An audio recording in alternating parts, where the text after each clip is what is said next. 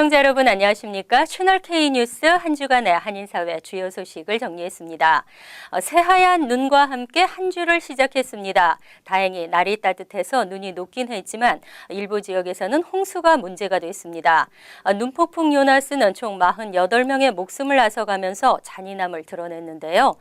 눈폭풍은 지나갔지만 이번에 뉴욕 일원에 맨홀 폭발로 비상이 걸렸습니다. 뉴욕시 5개 보로 전역에서 400여 건의 맨홀 폭발 화재가 발생했고 이로 인해 전력 공급이 중단돼 시민들은 또 추위에 떨었습니다. 폭설은 또 중국 경기 둔화와 유가 하락 등으로 또다시 미국의 그림자를 들이울 것으로 보입니다.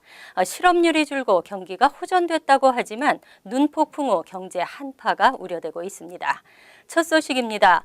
뉴욕 한인회 민승기 회장 측이 주도하는 한인회관 개발 사업에 대해 역대 회장단 협의회가 반대 입장을 분명히 했습니다. 역대 회장들은 그동안 드러난 의혹에 대한 철저한 조사와 동포사회 여론을 모으기 위한 활동을 추진해 나가겠다고 밝혔습니다. 정세진 기자입니다. 뉴욕 한인회 역대 회장단이 뉴욕 한인회관 개발 사업 저지에 나섰습니다. 역대 회장단 협의회는 오늘 오후 플러싱에서 기자회견을 열고 최근 민승기 회장이 뉴욕 일원 언론사를 방문하며 밝힌 회관 개발 사업에 대해 사기 행각으로 규정하고 그 내막을 철저히 조사해 법적인 모든 조치를 취하겠다고 밝혔습니다.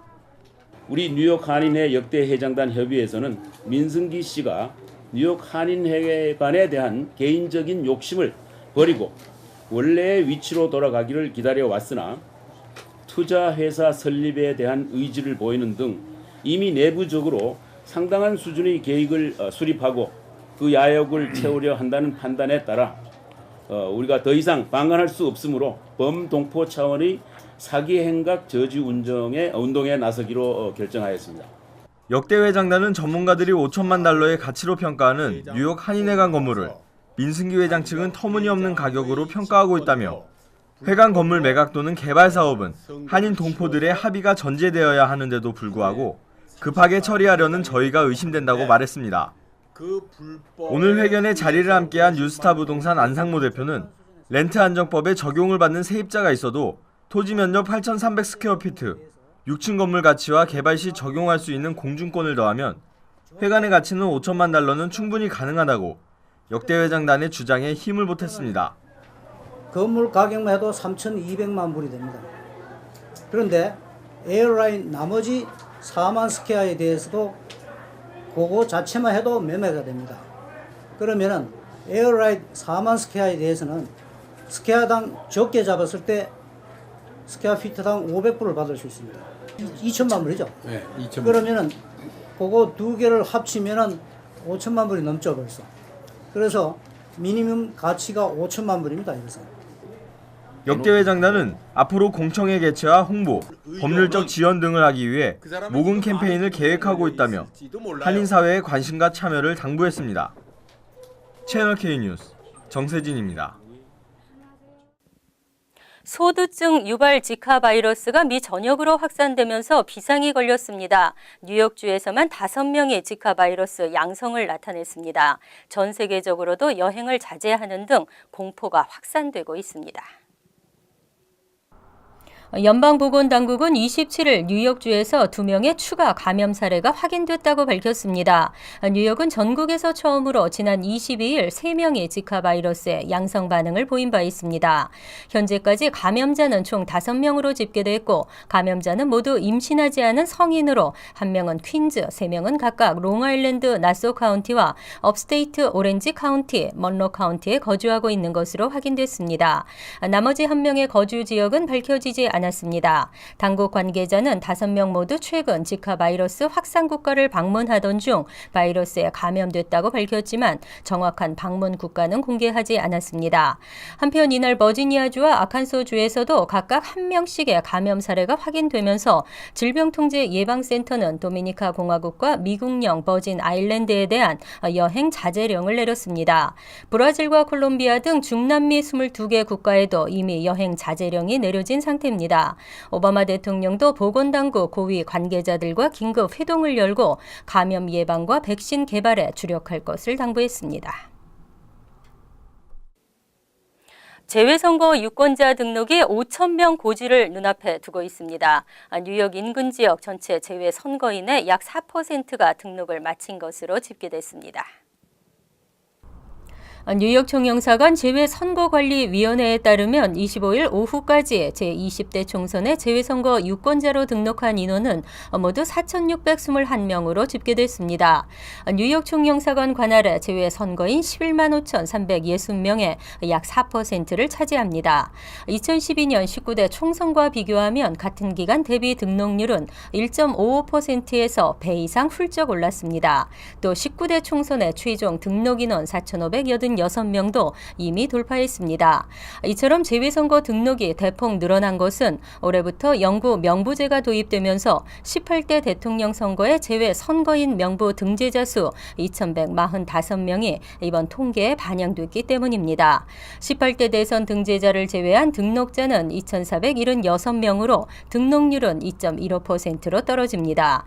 재외선관위 관계자는 다음 달 13일로 다가온 신고 마감을 앞두고 등록이 몰릴 것으로 예상된다며 올해부터는 3곳의 투표소가 설치되고 이전보다 편하게 투표에 참여할 수 있는 만큼 적극적인 참여를 바란다고 당부했습니다. 공립학교에서 이원 언어 프로그램의 중요성이 확대되고 있습니다. 하지만 현재 한국어 이원 언어 프로그램을 실시하는 학교는 뉴욕시에서 단 한 곳뿐입니다. 뉴욕시 교육감이 한국어 이원 프로그램 확대의 가능성을 밝혔습니다. 26일 로우 맨해튼의 시 교육국에서 열린 소식의 언론 간담회에서 칼멘 파리냐 교육감은 이원 언어 프로그램의 중요성을 강조했습니다. 파리냐 교육감은 이원 언어반은 해당 언어로 정규 과목을 배워 문화 습득의 속도가 굉장히 빠르기 때문에 제2외국어반과는 완전히 다르다고 설명했습니다. 이어 한국어 이원 언어 프로그램도 수요만 많으면 확대할 수 있다고 덧붙였습니다. 하지만 1년만 배우고 마는 게 아니기 때문에 학년이 올라가도 학생과 학부모들의 수요, 교장의 재량이나 재정, 학생 수용 공간 등 모든 조건이 맞아야 한다고 말했습니다. 한편 이번 여름부터 무상급식 프로그램 또는 기존 학교 급식에 한식을 포함시키는 방안에 대해서는 아직 논의 중이라고 대답했습니다. 또 설 휴교 시행으로 인한 수업 일수 부족에 대한 논란은 둘 다 가질 수는 없다며 학생들의 문화 습득 면에서는 실보다 득이 더 많다고 본다고 밝혔습니다. 또 교육국의 타운홀 미팅 등 각종 모임에 소수의 학부모들의 적극적인 참여를 당부했습니다. 시민참여센터 주최 한인사회 최대 규모의 정치 컨퍼런스가 열립니다. 전국 500여 명의 한인이 동참하는 한인 풀뿌리 컨퍼런스가 오는 7월 6일부터 사흘간 워싱턴 DC에서 열릴 예정입니다. 올해로 세 번째 열리는 한인 풀뿌리 컨퍼런스는 시민참여센터의 주최로 오는 7월 6일부터 사흘간 워싱턴 DC에서 개최됩니다. 컨퍼런스에는 뉴욕, 뉴저지를 비롯한 20여 개 주에서 500여 명의 한인들이 참석할 계획입니다. 올해는 지난 7일부터 1박 2일간 맨해튼에서 진행된 전국 한인 대학생 풀뿌리 대회에 참가했던 학생들도 참가할 예정입니다. 특히 올해는 오는 11월 대선을 4개월가량 앞두고 열리는 행사라 그 의미를 더하고 있습니다. 시민참여센터는 이번 컨퍼런스에 민주공화 양당의 대선 관계자들을 초청하고 한국인 전형 전문직 취업비자 신설 등 한인사회와 밀접한 관계가 있는 정책들에 관한 입장을 듣는 한편 한인사회 현안 해결을 위한 협력을 촉구할 계획입니다. 이번 행사는 누구나 참여할 수 있고 뉴욕, 뉴저지에서는 시민참여센터가 교통편을 제공하는 만큼 한인 정치력 신장을 위한 적극적인 참여가 당부되고 있습니다. 한국어 정규 과목 채택이 확산되고 있습니다. 뉴저지 포트리 학군이 한국어를 정규 과목으로 채택하면서 교육계가 한국어 수업의 필요성을 인식했다는 분석입니다. 지난 19일 포트리 교육위원회는 9학년 외국어 과목에 한국어를 새롭게 개설한다는 내용을 담은 2016에서 17학년도 교과과정 계획을 승인했습니다. 또 포트리 고등학교 측은 최근 올해 9학년으로 진학하는 8학년 학생에게 한국어와 중국어, 이탈리아어, 스페니쉬 등 개설된 외국어 과목 중 수강 희망 과목을 묻는 안내문을 발송했습니다. 포트리 타운 정부 관계자는 현재 한국어를 가르칠 교사 인선 작업이 진행 중이라 예정이라고 밝혔습니다. 이로써 포트리 학군은 팰리세이즈 파크와 리츠필드, 노던밸리 리저널 학군에 이어 뉴저지에서 네 번째로 한국어를 정규 과목으로 채택했습니다. 한편 포트리 학군은 교사 인건비 등 한국어 수업 운영을 위한 비용을 한국 정부 등 외부 지원 없이 학군 측이 자체 예산으로 부담할 것으로 알려졌습니다. 교육계에서 한국어 수업의 필요성을 충분히 인식했으며 이에 대한 투자를 보여주고 있다는 분석입니다. 포트리 고등학교는 전교생 중 30%가량이 한인 학생으로 한국어 수업 참여 열기가 뜨거울 것으로 예상되고 있습니다. 한인 노인들의 최대 고민거리는 언어 문제인 것으로 나타났습니다. 보험이나 푸드스탬프 등 정부 관련 영어 문서와 편지 등이 가장 골칫거리인 것으로 조사됐습니다. 대뉴욕지구 한인상록회가 26일 발표한 2015년도 상담 통계 보고서에 따르면 한인 노인들의 상담 건수는 총 1,762건에 달했습니다. 이 중 영어로 된 각종 청구서 등 영문서에 대한 통 번역 문의가 380건으로 가장 많았고, 이어 푸드스탬프 신청 및 갱신 상담이 306건으로 두 번째를 차지했습니다. 다음으로는 소셜 세큐리티 연금과 메디케어가 252건, 노인 아파트 신청 및 갱신이 216건, 메디케이드 신청 및 갱신이 162건 등의 순으로 집계됐습니다. 기타 문의와 상담도 293건에 달했습니다. 한편 뉴욕 상록회는 토비앤 스타비스키 주 상원의원이 오는 28일 총 7명의 한인 자원봉사자들에게 감사패를 수여할 예정이라고 밝혔습니다. 복잡한 맨해튼 중에서도 가장 거리 주차가 어려운 곳으로 한인타운이 꼽혔습니다. 업타운으로 올라갈수록 주차가 비교적 용이했지만 한인타운은 100점 만점에 겨우 12점을 받았습니다.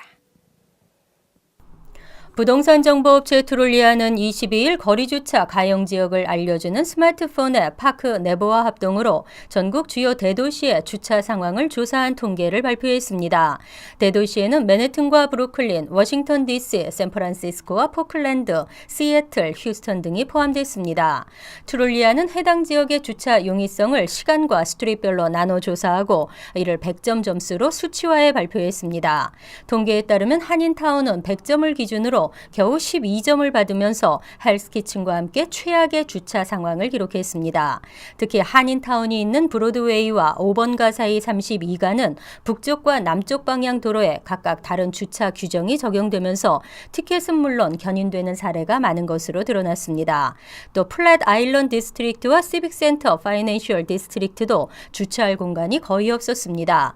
반면 할렘과 이스트 할렘, 워싱턴 하이츠 등 업타운으로 올라갈수록 주차하기가 비교적 용이한 것으로 조사됐습니다. 소득세 세금 보고 시즌이 시작됐습니다. 세금 보고는 의무이기도 하지만 알고 잘하면 도움이 되기도 합니다. 이맘때쯤이면 어김없이 신분 도용이나 세금 보고 사기, 비용 부풀리기 등에 대한 주의보가 내리는데요. 올해 세금 보고는 더 신중히 하셔야 되겠습니다. 연방국세청이 세금 보고에 더 엄격한 잣대를 적용하기로 했습니다. 허위 보고나 누락, 오류 등에 대한 벌금도 기존보다 2배로 오릅니다. 이는 의료개혁법 시행으로 오바마케어 보험 가입자의 소득에 따라 보험료와 보조금 규모가 정해지기 때문이기도 합니다. 하지만 정직하게 세금 보고를 한 경우에는 실수로 빠뜨렸다거나 또는 환급을 많이 받았다거나 하는 경우에 수정 보고를 할 수 있으니 걱정 안 하셔도 되겠네요. 채널 K 뉴스 여기서 마칩니다. 함께해 주신 여러분 고맙습니다.